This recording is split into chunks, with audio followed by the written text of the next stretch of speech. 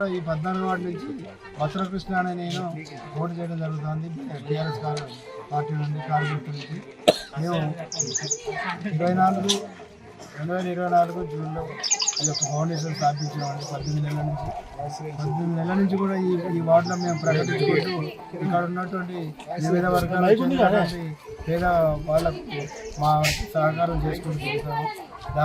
దాని పరిశ్రమే వాళ్ళు ఏం జరిగిందంటే ఈ వార్డులో ఎవరు ఆడపిల్ల పుట్టినా 10,000 రూపాయలు మేము డిపాజిట్ చేస్తామని చెప్పి మా ఫౌండేషన్ ద్వారా మేము ప్రమాణం చేయడం జరిగింది. ఆ తర్వాత ఏ ఇంట్లో కుటుంబం పెద్ద కానీ అనివార్య కార్యక్రమం ఎవరు చనిపోయినా కూడా ఒక్కొక్క కుటుంబానికి కిలో బియ్యం వేయడం జరిగింది. ఇప్పటివరకు 35 మంది చనిపోవడం జరిగింది. 40 మంది ఆడపిల్లలు పుట్టారు. 4.5 లక్షల రూపాయలు ఇవ్వడం జరిగింది. ఆ తర్వాత ఒక 5-6 కంటి ఆపరేషన్ చేయడం జరిగింది.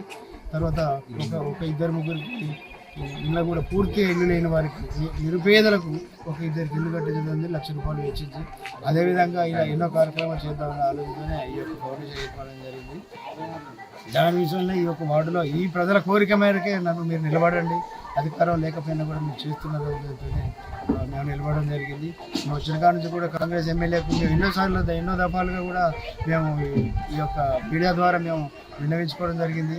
ఈ బజార్లో ఎక్కడ ఉన్నటువంటి కుప్పలు ఎక్కడ చెత్తలు, డ్రైనేజీలు, వాటర్ తాగడానికి పోయిన ఎండాకాలంలో నీటి ఎద్దడి ఏర్పడితే ఆ పైపులన్నీ పగిలిపోతే 10 ట్యాంకర్లు తెప్పించి నీటి ఎద్దడి చేసినామండి.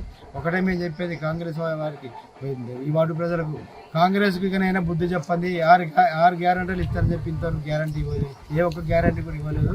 2 సంవత్సరాలు ఒప్పుకోబట్టండి అని చెప్తున్నా ఈ వార్డు ప్రజలు. కానీ ఈ యొక్క మాడుకోట ప్రజలకు 2 సంవత్సరాల తర్వాత వచ్చేది బీఆర్ఎస్ పార్టీ, 100% బీఆర్ఎస్ పార్టీ గెలుస్తుంది.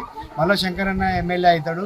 ఆ తర్వాత 2,000కు బదులు పెన్షన్లు 4,000 రూపాయలు పెన్షన్ ఖచ్చితంగా ఇస్తాడని చెప్పి నేను ఈ యొక్క సోషల్ మీడియా ద్వారా నేను తెలియజేస్తున్నా.